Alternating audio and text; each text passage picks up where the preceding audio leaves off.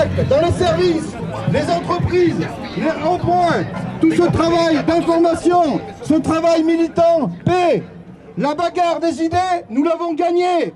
Les gens de ce pays, de manière massive, s'opposent à cette réforme injuste, injustifiée et brutale. Le gouvernement a peur, c'est pourquoi il fait des appels à la droite pour faire passer sa réforme. C'est pour cela qu'il justifie de réduire le temps de débat à l'Assemblée avec le 47.1 et envisage de passer en force avec le 49.3. La réalité du travail et des souffrances qu'il procure aux salariés ne s'analyse pas dans les tableaux Excel par un cabinet de communication du style McKinsey, qui n'a pour boussole que les profits et les économies. Nous voulons du bonheur et profiter de la vie. Les sondages sont un véritable camouflet pour Macron et Borne. Les retraités, qui le 19 étaient majoritairement favorables à la réforme, sont maintenant contre. Aujourd'hui, 9 actifs sur 10, 93% exactement, sont opposés à travailler plus longtemps. Vous n'êtes pas tombé dans le piège du gouvernement qui cherche à diviser les organisations syndicales, à diviser les salariés entre les jeunes et les vieux, entre public et privé, entre salariés et usagers. Vous avez compris que quand le gouvernement parle d'un régime plus juste, c'est en réalité un régime qui aggrave les inégalités et qu'il nous propose, pour les femmes comme pour les hommes, pour les anciens comme pour les futurs retraités. C'est une loi de régression sociale pour tous et il est nécessaire de la combattre. Borne ne devait pas bouger, elle était droite dans ses bottes jeudi soir, pour finalement annoncer dimanche matin qu'elle pourrait aménager l'âge pour les salariés qui commencent à 20 ou 21 ans pour partir à 63 ans. C'est la preuve qu'ils ne sont pas sereins. Continuons à nous mobiliser, ils vont céder. La CGT se réjouit du large front syndical. C'est le nombre et notre détermination qui nous feront gagner. Oui, nous savons que la grève coûte cher, mais ce n'est rien par rapport au recul des 2 ans de vie. Condamner les salariés à 2 ans ferme est un scandale. Cette réforme, en passant de 62 à 64 ans, ce sont 9000 salariés par an qui vont décéder avant d'être en retraite. Ce gouvernement, au nom du travail, se veut être le fossoyeur des travailleurs. Le gouvernement ment sur les raisons pour lesquelles il fait sa réforme. Il ne veut pas nous faire travailler plus, il veut nous faire vivre 2 ans de moins à la retraite. Allonger le temps de travail, que ce soit par l'âge de départ ou le nombre d'années cotisées, a pour conséquence de baisser les pensions et pénaliser plus fortement les petits revenus et les carrières hachées, notamment les femmes. Quand il nous parle d'un minimum de 1 200 € brut de retraite, cela ne concernera que ceux qui auront travaillé au moins 40 ans, 43 ans, avec au minimum le SMIC toute sa vie. Pour les autres, pour les petits boulots, si vous avez des périodes de chômage, de maladie, de temps partiel, ce sera bien moins.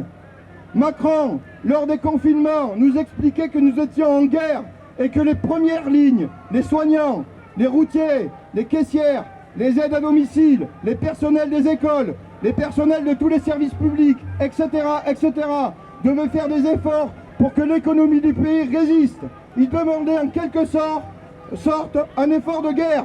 Est-ce une raison pour nous faire mourir au travail?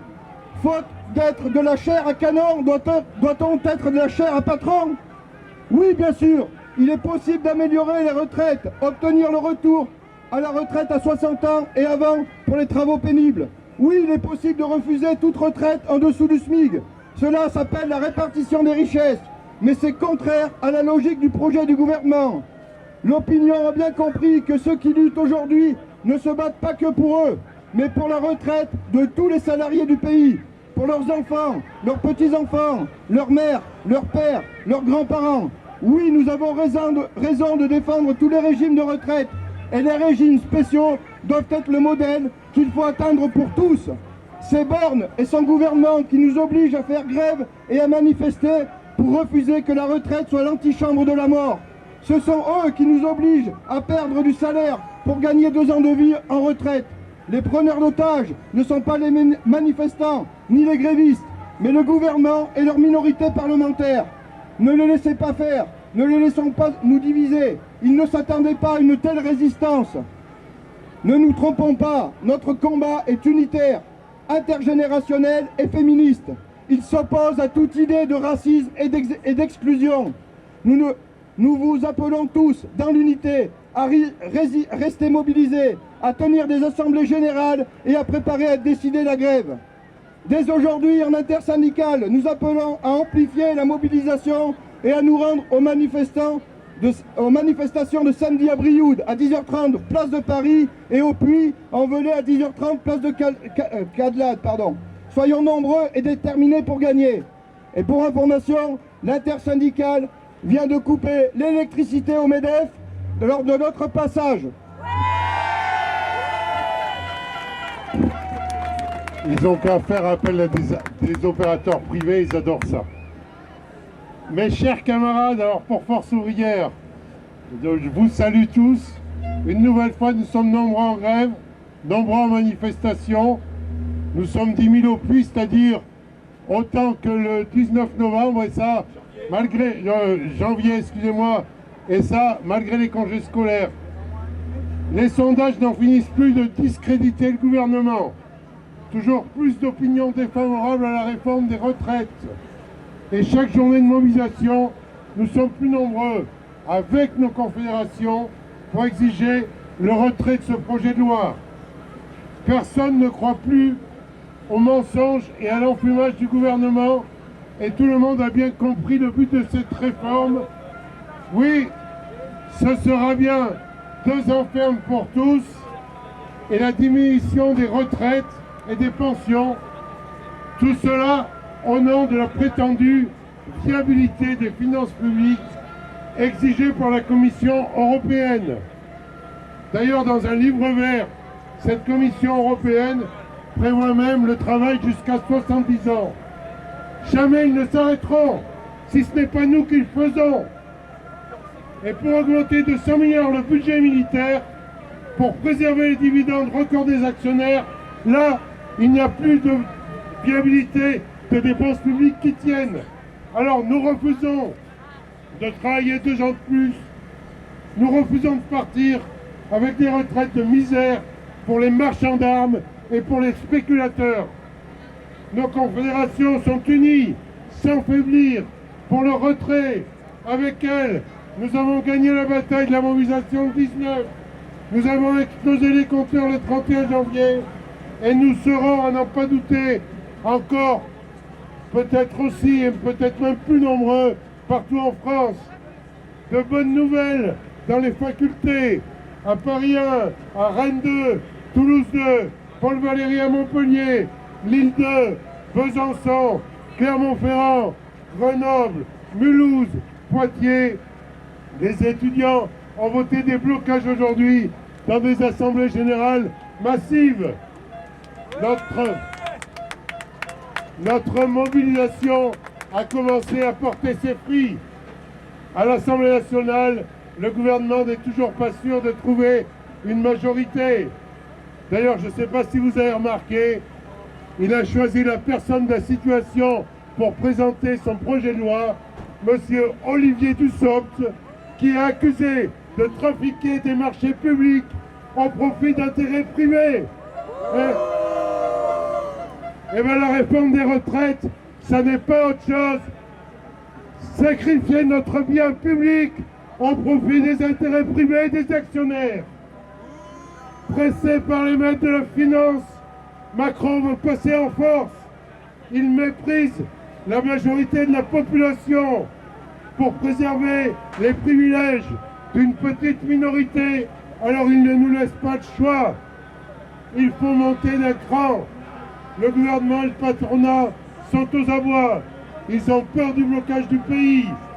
Alors, nous avons réussi 3 journées de grève et des manifestations. Est-ce qu'il ne serait pas temps que nous fassions ces journées à la suite, tous ensemble, toutes les organisations syndicales ensemble, toutes les professions ensemble. Discutons de cela dans nos organisations, dans nos syndicats, discutons-en avec nos collègues de travail, discutons-en dans les assemblées générales pour faire en sorte que cela se réalise. Et le samedi 11 janvier, des manifestations auront lieu au Puy, à Brioude et dans tout le pays. Alors pour exprimer encore plus largement notre exigence du retrait de la réforme, amenons avec nous toutes celles et ceux qui n'ont pas encore décidé de s'engager dans des actions de grève et de manifestation en semaine. Venons manifester avec nos collègues, notre famille, nos amis. Ce sera un tremplin pour préparer la suite. Oui, nous pouvons gagner. Oui, nous devons gagner. Oui, nous gagnerons. Car nos confédérations sont unies comme jamais pour le retrait. Car nous sommes nous aussi unis, déterminés. Car nous sommes la force. Car nous sommes le nombre.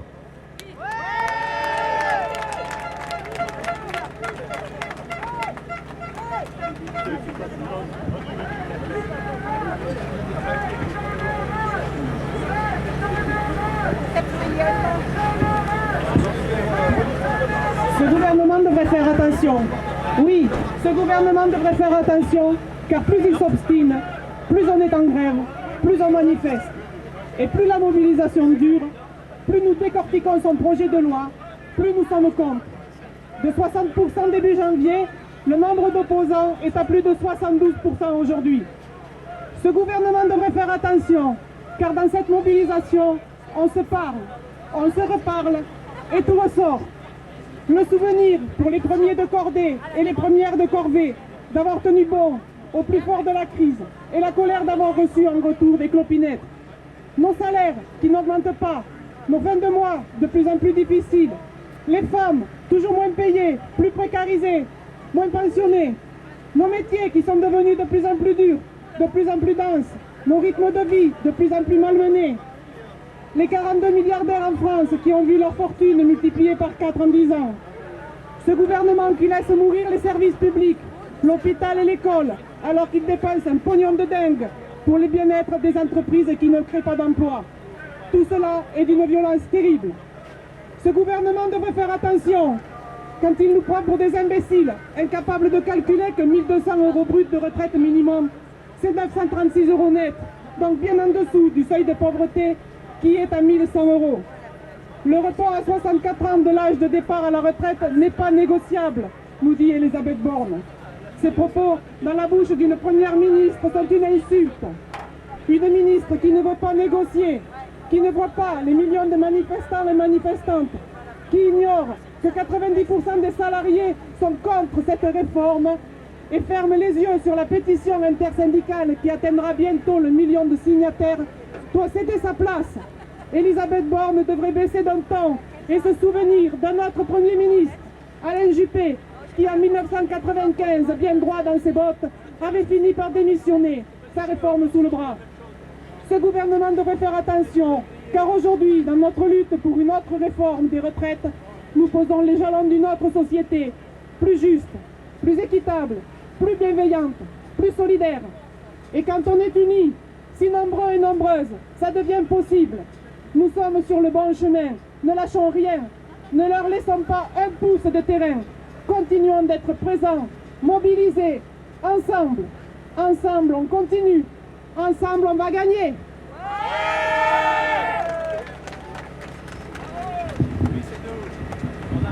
Le 31 janvier, plus de 2 millions de personnes ont encore une fois manifesté leur opposition à la réforme voulue par le gouvernement. Hier, l'examen du texte a commencé à l'Assemblée nationale.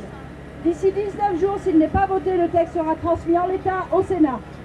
19 jours, c'est bien peu de temps pour examiner les centaines d'amendements déposés, mais c'est bien suffisant pour que le gouvernement adopte la seule mesure attendue par une immensité de Français, retirer son projet de réforme.